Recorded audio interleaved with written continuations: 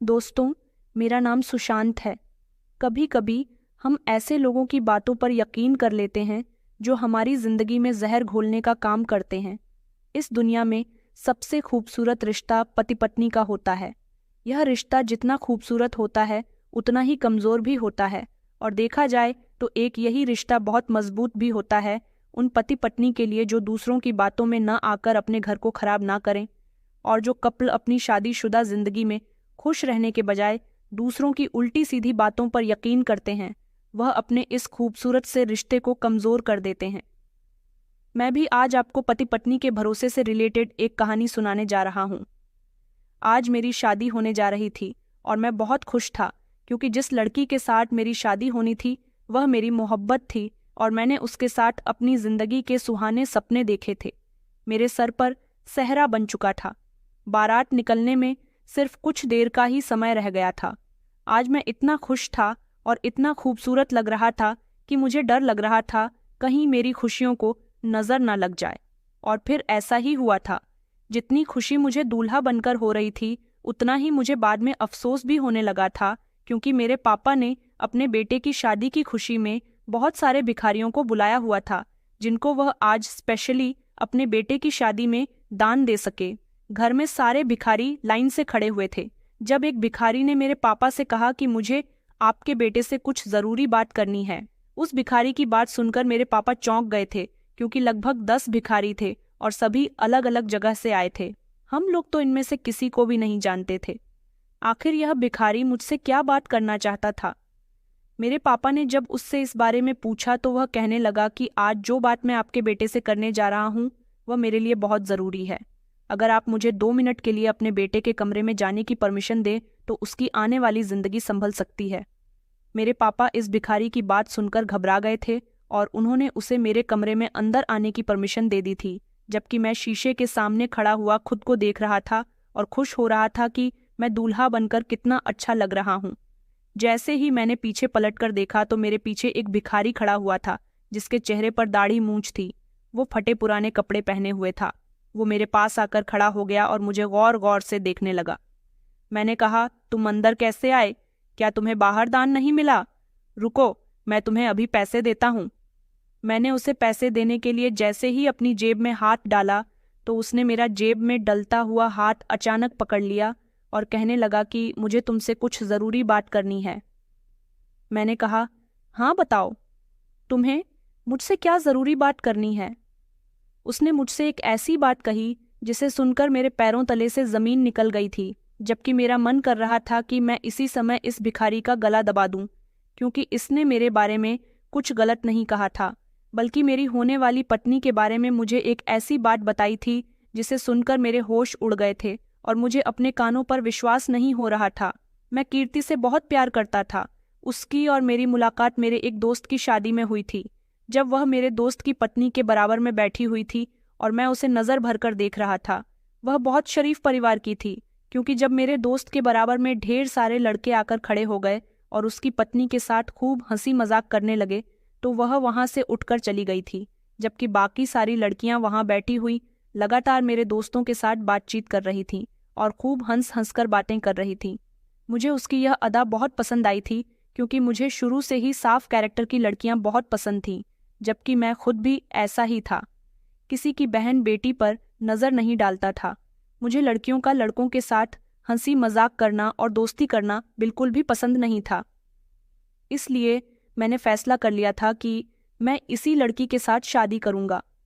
मैंने घर आने के बाद फौरन ही अपनी मम्मी और बहन को इस लड़की के बारे में बता दिया था। हैरानी तो मुझे उस समय हुई थी जब मैंने उस लड़की को अगले दिन अपने ही घर पर मौजूद देखा।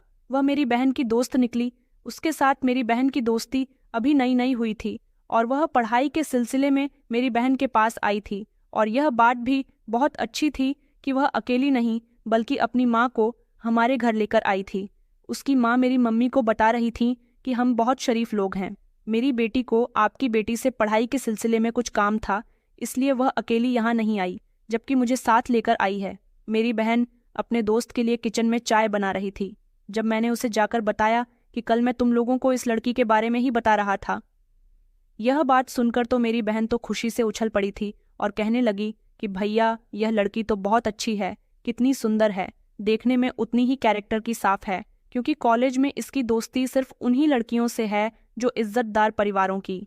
इसने अभी अभी हमारे कॉलेज में एडमिशन लिया है। मैंने इसे कहा हुआ है कि अगर तुम्हें पढ़ाई में कुछ समझ नहीं आए या किसी चीज़ की हेल्प चाहिए हो तो मुझे ज़रूर बताना, मैं तुम्हारी पूरी पूरी मदद करूँगी। इसे अपने नोट्स कंप्लीट करने थे, इसीलिए ये मेरे पास आई है। मैंने कहा, यह तो बहुत अच्छी बात है, तुम मम्मी को बताओ और वह जल्दी ही इसकी माँ से मेरे रिश्ते की बात करें। आज तो इस बारे में बात नहीं हो सकी थी, क्योंकि मम्मी ने कहा था कि पहली बार वह लोग हमारे घर पर आई हैं। मैं पहली ही बार में उनसे ये बात नहीं कर सकती। घर आए मेहमानों से एकदम ये बात नहीं की जाती। अच्छा नहीं होता, किसी को हमारी बात बुरी भी लग सकती है।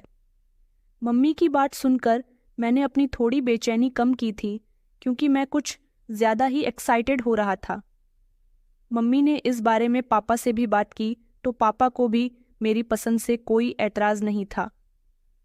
हमारे घर के बराबर में हमारे पड़ोसी अग्रवाल अंकल की फैमिली रहती थी। उनके 3 बेटे और 2 बेटियां थीं। 2 बेटियों और 1 बेटे की शादी हो चुकी थी। 1 बेटा और 1 बेटी कुंवारे थे।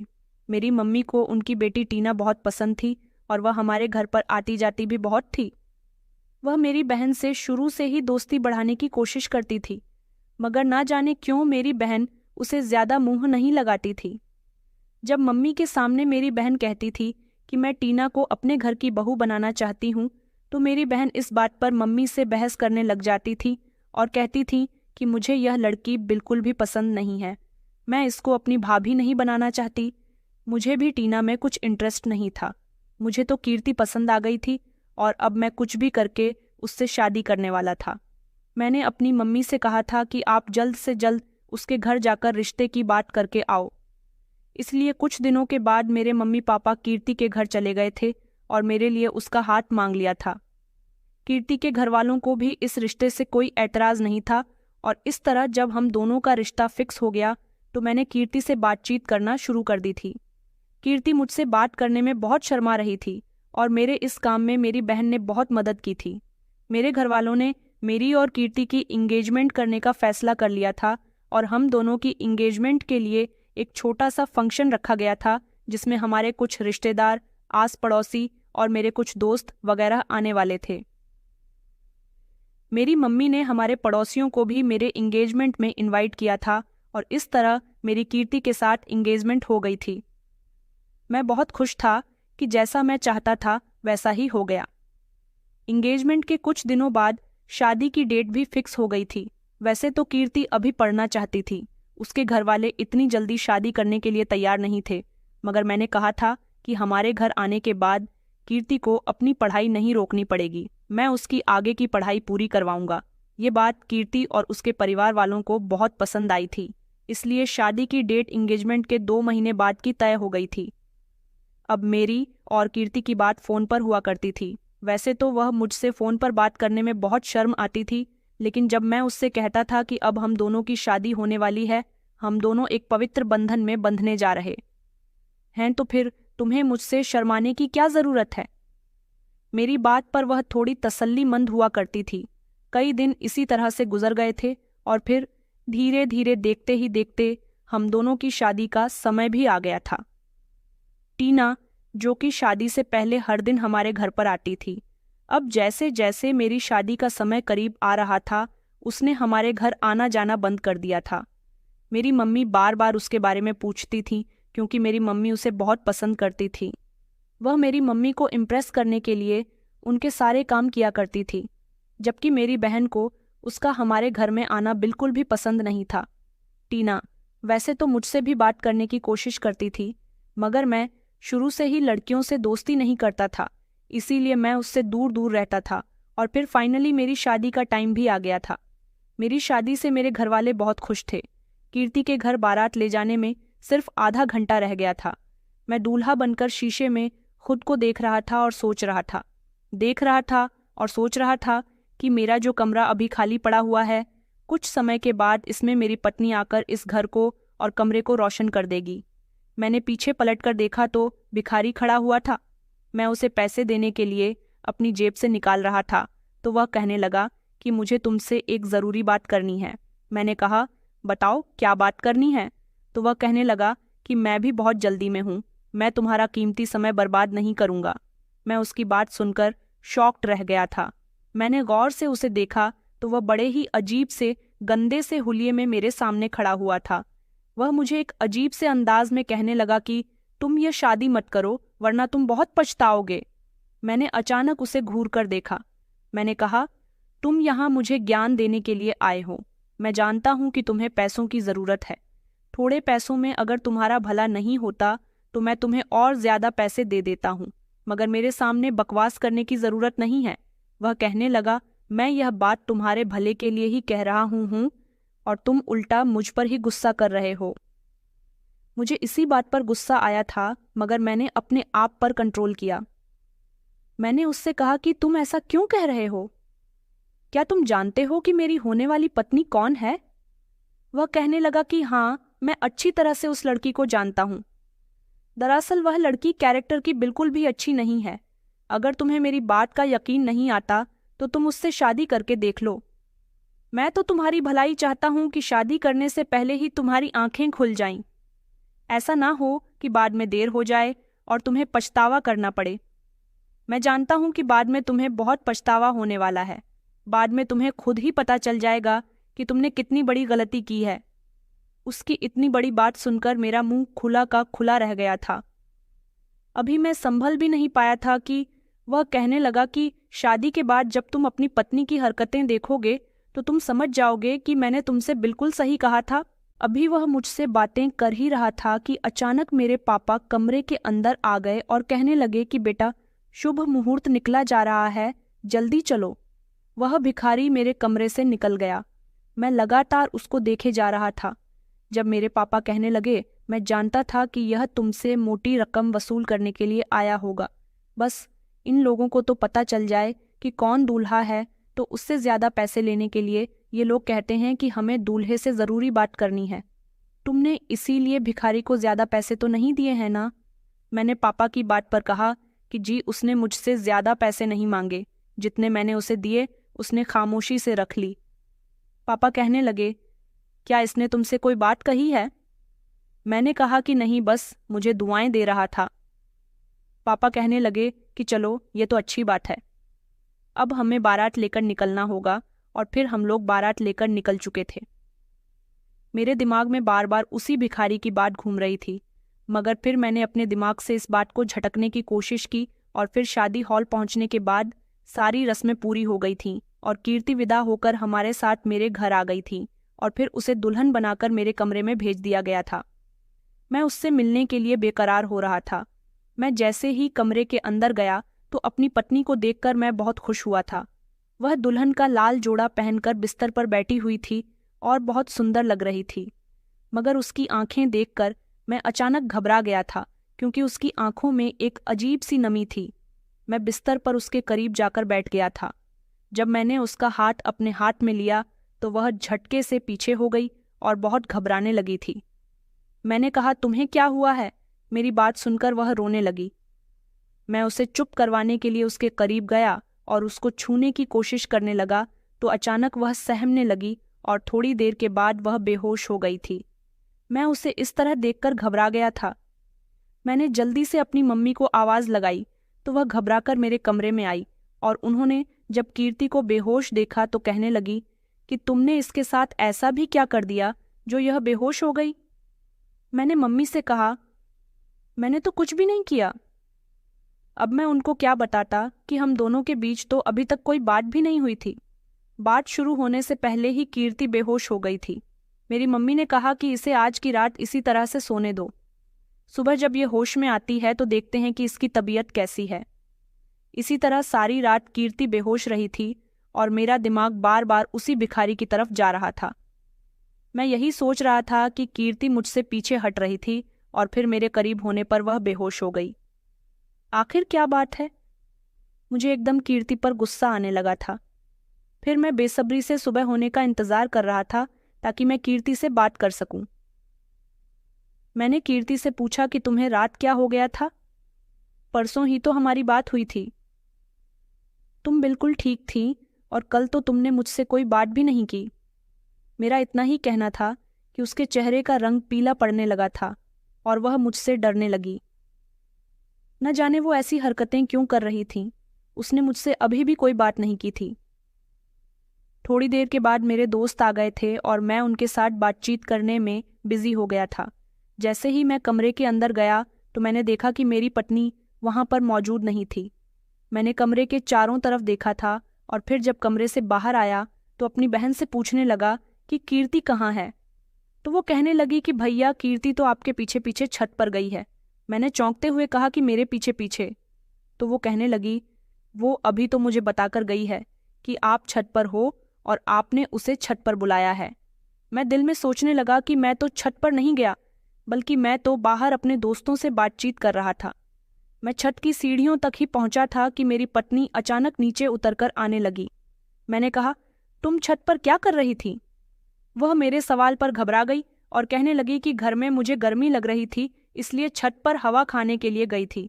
ये कहकर वह फौरन ही अपने कमरे के अंदर आ गई। मेरा दिमाग तो घूम कर रह गया था। उसने मेरी बहन से कुछ और कहा था और वह मुझसे कुछ और कह रही थी। मैं सोचने लगा था कि जिन खूबियों की वजह से मैंने कीर्ति को पसंद किया था, वह खूबियां तो अब उसके अंदर से खत्म होती जा रही थीं।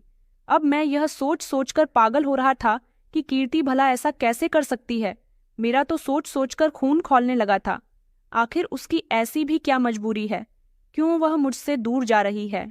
शादी की पहली रात भी उसने पूरी तरह से खराब कर दी थी। एक दिन तो मम्मी ने भी मुझसे कहा था कि तुमने कीर्ति के साथ शादी क्यों की है? जब तुम मुझसे दूर जा रहे हो तो मैं तुम दोनों को देखती हूँ। दोनों एक दूसरे के साथ बिल्कुल भी हैप्पी कपल्स की तरह नहीं रहते।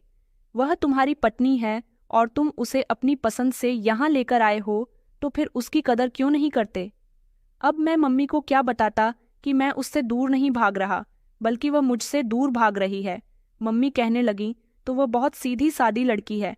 मैं उससे तुम्हारे बारे में कुछ पूछती हूँ तो वह मुझे कुछ बताते ही नहीं है। इसलिए मैं तुमसे पूछ रही हूँ, बताओ, शादी के बाद से तुम दोनों एक दूसरे से अलग अलग क्यों रहते हो? मैंने इस बारे में मम्मी को कुछ भी नहीं बताया था। अब मैंने फैसला कर लिया था कि मैं कीर्ति से साफ साफ बात करूंगा और उससे पूछूंगा कि मुझे बताओ, मैं जब भी तुम्हारे करीब जाने की कोशिश करता हूं तो तुम मुझसे दूर हो जाती हो। क्योंकि ऐसा एक बार नहीं बल्कि कई बार हो चुका था। लेकिन इस दौरान मैं देख रहा था कि हमारे घर पर टीना बहुत आ रही थी। उसने मेरी पत्नी से दोस्ती कर ली थी और वह हमेशा मेरी पत्नी के साथ रहती थी, जबकि मेरी बहन कीर्ति से टीना की दोस्ती को मना किया करती थी। मगर कीर्ति उसकी बात को मानती ही नहीं थी। कीर्ति और टीना दोनों ही बिहेवियर की बहुत अलग अलग लड़कियां थीं, मगर फिर भी कीर्ति की टीना के साथ बढ़ती हुई दोस्ती मेरे लिए हैरानी खड़ी कर रही थी। क्योंकि शुरू से ही कीर्ति ऐसी लड़की थी जो ज़्यादा ऐसी लड़कियों को अपने दोस्त नहीं बनाती थी। जो लड़कियां घूमना फिरना ज़्यादा करती हैं या फिर दूसरों के घरों में ज़्यादा रहती हैं, टीना तो ऐसी ही लड़की थी। उसको लड़कों के साथ दोस्ती करना बहुत अच्छा लगता था और दूसरों के घरों में आना जाना तो उसको बहुत ही पसंद था। अब मैं जब भी अपने घर में आता था और अपनी पत्नी के पास जाने की कोशिश करता तो टीना मेरी रुकावट बन रही थी, क्योंकि वह मेरी पत्नी के पास बैठी हुई होती थी और मेरी पत्नी थी कि वह हमेशा डरी डरी रहती थी। हमेशा अपने मोबाइल पर उसका ध्यान रहता था। मैं कभी उसका मोबाइल छूने की कोशिश भी करता तो वह फौरन मोबाइल को मेरे पास से हटा लिया करती थी। ना जाने उसके मोबाइल के अंदर ऐसा क्या था। एक दो बार तो मैंने उसे किसी से फ़ोन पर बात भी करते हुए सुना था। जैसे ही मैं यह जानने की कोशिश करता कि वह किससे बात कर रही है तो वह सावधान हो जाती थी। अभी भी टीना मुझसे दोस्ती करना चाहती थी और अब मुझे ना जाने क्यों टीना बहुत अच्छी लगने लगी थी, क्योंकि वह मेरे सामने मेरे फेवरेट कलर के कपड़े पहनकर आती थी और उसके चेहरे पर खूब मेकअप होता था, जबकि मेरी पत्नी तो उसके सामने एक मामूली सी लड़की लगती थी जो घर के नॉर्मल से कपड़ों में होती थी। टीना मुझे अकेले देखकर मुझसे इधर उधर की बातें करना शुरू कर देती थी और अब मुझे इसकी बातें बहुत पसंद आती थीं। कई दिन इसी तरह से गुजर गए थे। मेरी पत्नी का अभी भी वही हाल था। वह मुझे अपने करीब नहीं जाने देती थी और ना ही मेरा कोई ख्याल रखती थी। बस अपनी ही दुनिया में मग्न रहती थी। पता नहीं उसका कैरेक्टर कैसा था, क्योंकि अगर उसका कैरेक्टर अच्छा होता तो अपने पति को खुश करने की कोशिश ज़रूर करती। जो पत्नी अपने पति से दूर भागती है और ऐसी हरकतें करती है जिससे उसके पति के दिल में शक पैदा हो जाए, तो ऐसी औरत ज़रूर कैरेक्टर की खराब होती है। मुझे उस भिखारी की बात पर यकीन आ गया था। एक दिन तो बातों बातों में मुझसे टीना कहने लगी कि आखिर तुम्हें कीर्ति के अंदर ऐसा भी क्या नजर आया था जो मुझ में नहीं है। तुम मेरे साथ शादी कर लेते तो मैं तुम्हारा बहुत ख्याल रखती, मगर तुम तो कीर्ति के दीवाने हो गए थे। मैं आज भी तुमसे प्यार करती हूँ और अगर तुम मुझे एक्सेप्ट करना चाहो तो मैं तुम्हारी जिंदगी में आने के लिए तैयार हूँ। कीर्ति तो तुम पर बिल्कुल भी ध्यान नहीं देती। मुझे तो ऐसा लगता है जैसे उसकी जिंदगी में कोई और है। टीना की बात सुनकर अचानक मुझे एक जोरदार झटका लगा था। वह बिल्कुल ठीक कह रही थी। मुझे अफसोस हो रहा था कि मैंने कीर्ति से शादी करके बहुत बड़ी गलती कर दी। जिस लड़की को मेरी कदर नहीं है उसके साथ शादी करके मुझे पछतावा हो रहा था। यह बात मैं अपने घर में किसी से भी नहीं कर सकता था क्योंकि वह सबके सामने बहुत सीधी बनकर रहती थी, मगर मुझे समझ नहीं आ रहा था कि वह मेरे साथ ऐसा क्यों कर रही थी। फिर मुझे उस भिखारी की याद आई जिसने मुझे कीर्ति के बारे में बताया था। जब उसे इतना पता था कि कीर्ति कैरेक्टरलेस है, तो फिर उसे इतना भी जरूर पता होगा कि वह मेरे साथ यह सब क्यों कर रही है। आखिर वह किस दूसरे इंसान के कांटेक्ट में है जिसकी वजह से मेरे साथ ऐसा कर रही है। उस भिखारी ने जरूर कीर्ति के अंदर कोई ना कोई ऐसी बात देखी होगी जिसकी वजह से वह मुझे शादी वाले दिन इतनी बड़ी बात बताकर गया था। मुझे कुछ भी करके उस भिखारी को ढूंढना था। मैंने अपने एक दो दोस्तों से उस भिखारी का हुलिया बताकर उनसे पूछना चाहा था, क्योंकि वह मेरी पत्नी के बारे में जानता था और कीर्ति तो कभी भी मुझे अपने मुंह से अपने काले कारनामों के बारे में नहीं बताएगी। एक दिन शाम के समय मैं अपने ऑफिस से घर आया तो मैंने अपने घर के दरवाजे के पास एक आदमी को खड़े हुए देखा था, जिसने अपने आप को एक चादर में लपेटा हुआ था। उसका चेहरा छुपा हुआ था। मैंने जब उसे चोरों की तरह अपने घर के आसपास घूमते हुए देखा तो मैं चौंक उठा था।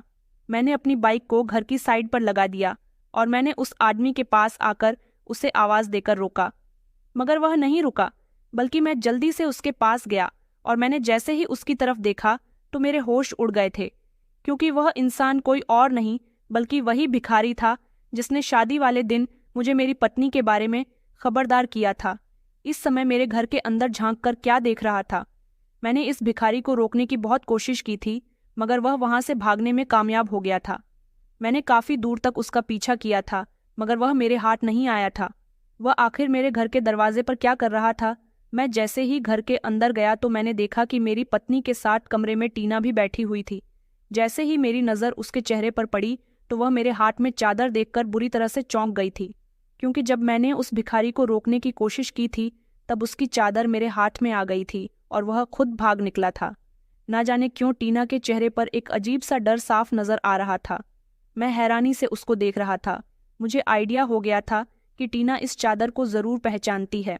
टीना इतने में ही मेरे कमरे से उठकर जा चुकी थी। मैंने गुस्से से कीर्ति की तरफ देखा और ना जाने कितने दिनों तक मैंने कीर्ति से कोई बात नहीं की थी, मगर मैं नोटिस कर रहा था कि कभी कीर्ति चोरी चुपके किसी से फ़ोन पर बात कर रही होती थी, तो कभी मोबाइल छत पर ले जाती थी, तो कभी ऐसा होता था कि वह मेरे बिना ही अपने मायके चली जाया करती थी और आधी रात के समय भी वह बिस्तर से गायब होती। ना जाने वह यह सब कुछ ऐसा क्यों कर रही थी। मैं समझ गया था कि मेरी पत्नी का किसी के साथ अफेयर ज़रूर चल रहा है, तभी तो वह मुझसे दूरी बनाकर यह सब कुछ कर रही है। लेकिन इस दौरान मैंने भी टीना से दोस्ती बढ़ानी शुरू कर दी थी। यह सब देखकर कीर्ति को जलन महसूस होती थी। मैंने सोच लिया था कि टीना वैसे भी मुझे प्रपोज कर चुकी है। अगर कीर्ति कुछ दिन और यह सब कुछ करती रही तो मैं उसे छोड़ दूंगा और टीना को एक्सेप्ट कर लूंगा, क्योंकि कीर्ति से ज़्यादा मेरी फिक्र टीना करती थी। आधी रात के समय जब मैं सो रहा था तो अचानक कीर्ति के मोबाइल पर किसी की कॉल आने लगी। उस दिन मैं गहरी नींद में सो रहा था, इसलिए कीर्ति के मोबाइल पर इतनी रात को आने वाली कॉल से फौरन ही मेरी आंख खुल गई थी। मैंने चुपके से कीर्ति की तरफ देखा, जो धीमे धीमे कदमों से अपना मोबाइल उठाकर कमरे से बाहर जा रही थी। मैं उसे देख रहा था। फिर जब वह कमरे से बाहर निकल गई तो धीरे धीरे मैं उसका पीछा करने लगा। मैंने देखा कि आज भी वह छत पर जा रही है और उसने छत पर जाकर किसी से मोबाइल पर बात करना शुरू कर दी। मैंने सीढ़ियों से खड़े होकर उसकी बातें सुनी। वह किसी से कह रही थी कि तुम प्लीज ऐसा कुछ मत करो जिसकी वजह से मेरा पति मुझे घर से निकालने पर मजबूर हो जाए। तुम कहते हो तो मैं तुमसे कल मिलने के लिए आ जाऊंगी, बताओ कहाँ आना है। फिर वह बोली, अच्छा ठीक है, मैं तुमसे मिलने के लिए कल पुराने वाले पार्क की तरफ आ जाऊंगी, मगर अब तुम मुझे फोन करना बंद करो, प्लीज मुझे तंग करना छोड़ दो। यह कहकर मेरी पत्नी ने फोन बंद कर दिया था। मैं जल्दी से दौड़कर अपने कमरे में आकर लेट गया था और सारी रात यही सोचता रहा था कि मेरी पत्नी मेरे साथ बेवफाई कर रही है। वह किसी अनजान मर्द से मिलने के लिए जाना चाहती है। इसी टेंशन की वजह से मुझे नींद नहीं आई थी और मैंने ठान लिया था कि मैं कल अपनी पत्नी का पीछा करके उसे रंगे हाथ पकड़ लूंगा। अगले दिन जब मेरी पत्नी मायके का बहाना बनाकर घर से निकल गई तो मैं भी उसका पीछा करते हुए घर से निकल गया था और फिर वह उसी पार्क में पहुंच गई थी। वह पार्क के अंदर झाड़ियों के पीछे चली गई और मैं झाड़ियों के करीब खड़े होकर उसकी और उस लड़के की बातें सुन रहा था जो पहले ही झाड़ी के पीछे खड़ा हुआ उसका इंतजार कर रहा था। वह उस लड़के से कहने लगी कि प्लीज तुम मेरा पीछा छोड़ क्यों नहीं देते, मैं तुम्हारे आगे हाथ जोड़ती हूँ, मेरे साथ ऐसा मत करो। तभी उस लड़के के बोलने की आवाज आई। वह कहने लगा कि मैं तुमसे कहता हूँ कि खामोशी से मेरे पास आ जाओ, तुम्हारे पास अभी भी समय है, अपने पति को छोड़ दो, वरना तुम यह बात तो अच्छी तरह से जान गई हो कि मैं तुम्हारे पति के दिल में तुम्हारे खिलाफ अच्छा खासा शक बिठा चुका हूँ। इससे पहले वह तुम्हें धक्के मारकर उस घर से निकाल दे, तुम मेरे पास आ जाओ। मेरी पत्नी रोते हुए कहने लगी कि मैं अपने पति से बहुत प्यार करती हूँ और तुम्हारी वजह से मुझे कितना कुछ बर्दाश्त करना पड़ रहा है, वह मुझसे बात तक नहीं करता। आखिर मैंने तुम्हारा क्या बिगाड़ा है, प्लीज मुझे मेरे पति के साथ खुश रहने दो। मुझे इसी तरह से बातें सुनते हुए काफी देर हो गई थी। जब अचानक मैं झाड़ियां हटाकर उन दोनों की तरफ गया तो वो दोनों मुझे देखकर दंग रह गए थे, जबकि मैं हैरान इस बात पर था कि मेरी पत्नी के साथ खड़ा होने वाला लड़का और कोई नहीं, वही भिखारी था। वो अभी भी भागने की कोशिश कर रहा था। मैंने फौरन उसे दबोच लिया और उसे मारना पीटना शुरू कर दिया। मेरी पत्नी यह सब देखकर बहुत डर गई थी, लेकिन मेरा हाथ जैसे ही उसकी दाढ़ी पर लगा तो उसकी दाढ़ी मेरे हाथ में आ गई थी। मैंने जैसे ही उसके चेहरे को गौर से देखा तो वो कोई और नहीं बल्कि टीना का भाई था। इसका मतलब यह था कि वह भेष बदलकर हर बार मेरे सामने आता था। मैंने अपने एक इंस्पेक्टर दोस्त को कॉल कर दी थी जो मौके पर वहां पर आकर टीना के भाई को पकड़कर पुलिस स्टेशन ले गया था। मैंने कीर्ति को घर भेज दिया था, जबकि मैं भी पुलिस स्टेशन चला गया था। वहां जाने के बाद जब पुलिस की मार टीना के भाई पर पड़ी तो उसने सब कुछ उगल दिया था। वह कहने लगा कि मैंने कीर्ति को तुम्हारी और उसकी एंगेजमेंट में देखा था। उसकी खूबसूरती देखकर मैं पागल सा हो गया था, इसलिए मैंने सोचा कि मैं कीर्ति को अपने प्यार के जाल में फंसा लेता हूँ। मगर वह इतनी शरीफ थी कि मुझे कभी उसका मोबाइल नंबर भी नहीं मिल सका और टीना तुमसे प्यार करती थी। इसलिए हम दोनों भाई बहन ने मिलकर यह प्लान बनाया कि मैं भिखारी बनकर तुम्हारी नज़रों में कीर्ति को कैरेक्टरलेस साबित कर दूंगा और इस तरह टीना धीरे धीरे तुम्हारे करीब आने लगेगी और तुम्हारे दिल में कीर्ति के लिए नफरत बढ़ाने लगेगी। इस तरह तुम कीर्ति को छोड़ दोगे और टीना को एक्सेप्ट कर लोगे, जबकि मैं कीर्ति को अपना लूंगा और इस तरह हम दोनों का घर बस जाएगा। मैंने कीर्ति को कॉल करके परेशान करना शुरू कर दिया था। शादी वाले दिन मैंने उसे शादी हॉल से गायब करवा लिया था और उसके साथ गलत काम करने की कोशिश करने लगा ताकि मैं उसे ब्लैकमेल करने में और ज्यादा कामयाब रहूं और तुम उसे आसानी से छोड़ दो। मैं साथ ही साथ उसकी वीडियो भी बना रहा था, मगर वहां पर कीर्ति मेरे सर पर पत्थर मारकर भाग गई। मैं घायल हो गया था। मैंने तुम दोनों की शादी रोकने की बहुत कोशिश की, मगर शादी नहीं रुक सकी थी, इसलिए मैंने तुम्हारे दिमाग में कीर्ति के खिलाफ शक डालने की कोशिश की। कीर्ति भले ही मुझे घायल करके वहां से भाग गई थी, लेकिन मेरे पास उसके साथ की वीडियो थी। मैं उसे वो वीडियो दिखाकर ब्लैकमेल कर रहा था, इसलिए वह आधी रात को भी मेरी कॉल उठा लिया करती थी और तुम्हारे दिल में शक आने लगा था। उसकी पूरी बात सुनने के बाद मेरे दोस्त ने उसकी खूब धुलाई की थी। मैंने कहा था कि इसे जेल में रखकर बहुत मारना। फिर मैं घर आ गया और मैंने अपने घर वालों को टीना और उसके भाई की सच्चाई बताई। मेरे घर वालों को बहुत गुस्सा आया था। मेरी बहन कहने लगी कि मुझे तो यह दोनों भाई बहन शुरू से ही पसंद नहीं थे, आप लोगों ने ही उसे हमारे घर में आने की छूट दी हुई थी। मैं कमरे में चला गया और मैंने वहां जाकर कीर्ति को तसल्ली दी और उससे पूरी बात पूछी। कीर्ति कहने लगी, उसने मुझे शादी की शाम को शादी हॉल से उठवा लिया था और मुझे किसी छोटे से घर में रखा गया था। वहां जाने के बाद मेरे साथ वह जबरदस्ती कर रहा था। तभी मुझे वहां पर रखा हुआ एक छोटा सा पत्थर मिल गया और मैंने उसके सर पर दे मारा। मैं भागकर शादी हॉल आई तो मेरी मम्मी मुझे देखकर घबरा गई थी। मैंने इस बारे में उनको सब कुछ बता दिया था तो उन्होंने मुझे खामोश रहने के लिए कहा था और कहा था कि बस एक बार शादी हो जाए, तुम ये बात किसी को मत बताना। भले ही उसने तुम्हारी इज्जत के साथ खिलवाड़ नहीं किया, मगर लोगों को ये बात पता चल गई तो लोग यही समझेंगे कि तुम्हारे साथ कुछ गलत हो चुका है और इस तरह तुम्हारी शादी में रुकावट आ जाएगी। मेरी मम्मी ने मुझसे कहा था कि इस बारे में तुम किसी को भी कुछ मत बताना, मगर मैं नहीं जानती थी कि टीना का भाई मुझे शादी के बाद भी परेशान करेगा। शादी की रात जब मैं कमरे में बैठी हुई थी तब टीना कमरे में आई थी और मुझे वह वीडियो दिखाकर ब्लैकमेल करके चली गई थी। उसका कहना था कि अगर तुमने अपने पति के करीब जाने की कोशिश की तो यह वीडियो तुम्हारे पति को दिखा दूंगी। इस वीडियो में साफ नजर आ रहा है कि तुम्हारे साथ कोई इंसान गलत कर रहा है। इसमें मेरे भाई का चेहरा नहीं आया है, मगर तुम साफ नजर आ रही हो। तुम्हारा पति मेरे भाई पर यकीन न करके तुम पर बेवफाई का आरोप लगा देगा और तुम्हें घर से निकाल देगा। इसलिए जितना हो सके अपने पति से दूर रहना। आपको लगता था कि टीना के साथ मेरी दोस्ती बढ़ गई है, मगर वह मुझे यहाँ पर डराने के लिए और ब्लैकमेल करने के लिए आती थी। मैंने डर के मारे आपको कुछ नहीं बताया था और उसका भाई भी मुझे फ़ोन करके कभी छत पर बात करने के लिए बुलाता था तो कभी बार बार फ़ोन करके मुझे परेशान किया करता था। मैं चाहती थी कि यह बात आपको पता न चले, मगर आपके दिल में धीरे धीरे मेरे लिए शक पैदा हो रहा था। यह कहकर मेरी पत्नी फूट फूट कर रोने लगी थी। मैंने अपनी पत्नी को समझाया कि उसे जेल भेज दिया गया है, उसे सज़ा मिल गई है, मगर तुम परेशान ना हो। अब मैं तुम्हारे साथ हूं और मैं किसी की बातों में नहीं आने वाला। इस तरह मैं धीरे धीरे सब कुछ भूल गया था। टीना को भी उसके किए की सज़ा मिल गई थी, क्योंकि मेरे मम्मी पापा ने उन दोनों बहन भाई की शिकायत उनके घर जाकर कर दी थी। टीना के भाई को तो मैंने अपने दोस्त से कहकर खूब पिटवाया था।